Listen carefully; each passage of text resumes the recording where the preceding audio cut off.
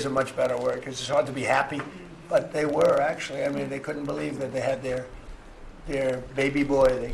The mother said, my baby boy back. It's a very terrible thing.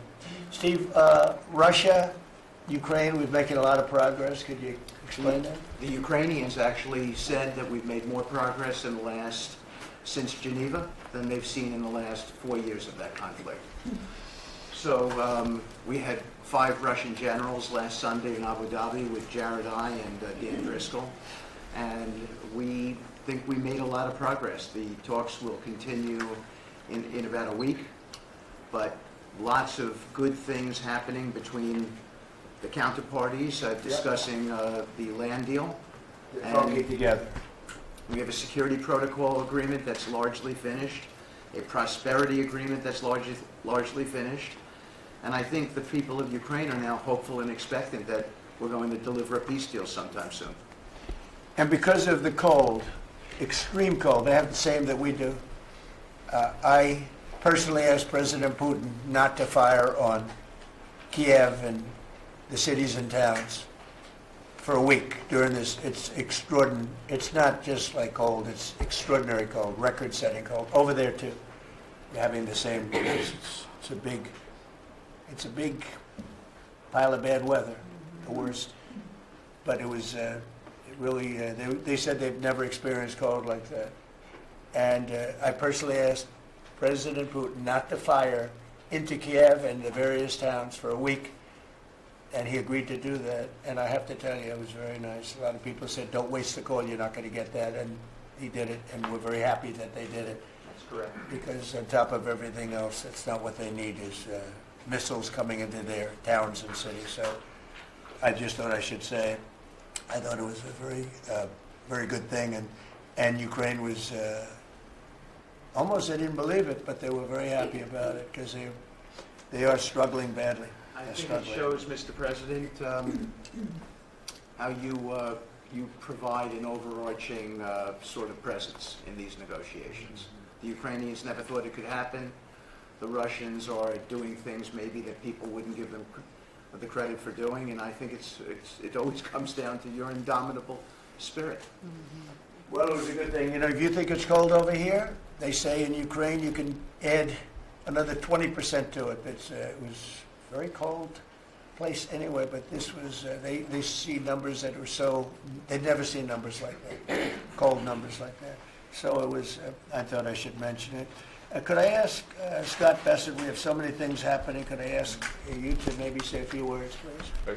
Yes, sir. So the one big beautiful bill that was passed on July 4th last year, we're starting to see the effects kick in. You mentioned the great economy. One of the things in the one big beautiful bill, Mr. President, it was an honor to host you, and as you said, the best rapper in the world, Nicki Minaj, at yesterday's Trump Accounts Summit. We've now had 1 million people sign up for Trump accounts just this week.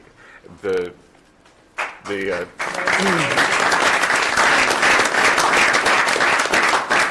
think there'll be 25 million families who are eligible. The segment that you and she did has 1 billion hits. 1 billion hits on the internet. So we're telling everyone, go fill out form 4547, trumpaccount.gov. So thanks to you, the Trump accounts, the next generation's America will benefit from today's record-breaking economy, record-breaking benefits. Sir, when we came in, the Biden administration had destroyed the American people with the 3 I's: immigration, inflation, and interest rates. Immigration, check, you close the border. The inflation, as we've heard, back down to target. Prices are coming down. And interest rates, we hope there's more on the way. We've got gains in wages, low prices, and I think 2026 is going to be the year for the Trump boom.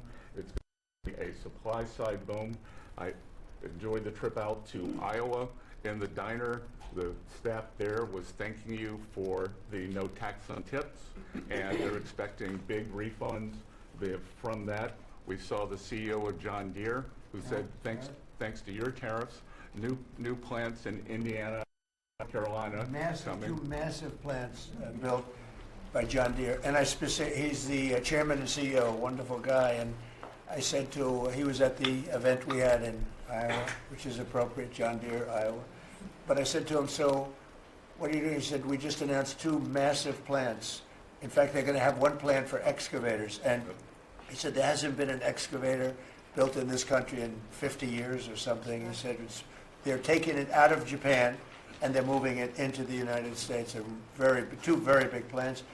And I said, so why are you doing it? He said, because of you and because of tariffs. I said, if we didn't have tariffs, would you be doing it? He said, absolutely not. So it's very important, and I hope we're going to be successful with the Supreme Court case, because we're waiting, and we're taking in hundreds of billions of dollars, and we don't want to give it back, number one. And number two, and you know, the people that are fighting us on that case, by the way, are China-centric. These are people that are for China, but they're also outside of the United States. These are countries that have ripped us off for years and years, charging us tariffs, and now we're doing an amazing job, and we're getting it back. We're getting it all back and then some, and they're the ones that are leading that lawsuit that we have in front of the United States Supreme Court. So it's a very important lawsuit for our country, and hopefully it's going to work out. We're waiting a long time, but hopefully it's going to work out. We've taken in hundreds of billions, even trillions of dollars, and certainly we've taken in trillions of dollars of, you know, a big part of that $18 trillion that's coming in is because of tariffs. They're coming in, they're building because they don't want to pay the tariff, and the tariffs are very, you know, steep. They could be much steeper. You probably saw I put out a truth today, and the tariffs could be much steeper. We've been actually very nice about it. But even being nice about it, we've taken in hundreds of billions of dollars, and honestly, they've given us tremendous national security. The power that we have because of that, they have given us tremendous strength and national security. Go ahead, Stephen. Yes, sir. And the IEPA power you used on the tariffs, as you said, we're bringing in tens of trillions of investments. The tens of trillions of investments turns into factories construction, which turns into factory jobs, which turns into consumer spending. You've right-sized the government, so government employment is down. Private sector is up. Growth was a stunning 4.7, 4.8% in the past 2 quarters. Biggest back-to-back gains in a decade. And we are doing that with government finances improving. So that will bring down the borrowing costs, the calendar year budget for 2024, 7% deficit to GDP, highest when we weren't at war, not in a recession, all the way down to 5.4% and getting better. Biggest decline since 2014. Generational gains in productivity, soaring productivity. We're going to lift workers' pay, record high prices, record high profits, and stock prices are soaring. You got a manufacturing renaissance, and all the key inflation metrics are trending lower. Over the past 3 months, the consumer price index is just 2.1, and core prices are even lower at 1.6, and I think that could trend below 1, given energy, as you talked about, the pharmaceutical discounts, and rents. So we're expecting a great year in 2026, Mr. President. And we're going to be announcing next week, I think sometime, Scott and Howard and everybody, we're going to be announcing the head of the Fed, who that will be. And it'll be a person that will, I think, do a good job. We're paying far too much interest in the Fed. The Fed rate's too high, unacceptably high. We should have the lowest, and I think you read my statement today. I put out a statement before the meeting, but we should have the lowest interest rate anywhere in the world, because a lot of these countries are successful only because of us, because we allow them to have surpluses. And without surpluses, some of the countries that you most respect financially, that you say, oh, this one, that one, this one, that one, they're successful because we allow them to have surpluses.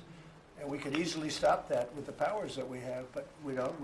We took some of it, but we took really just a small portion of it compared to what we could take if we wanted to.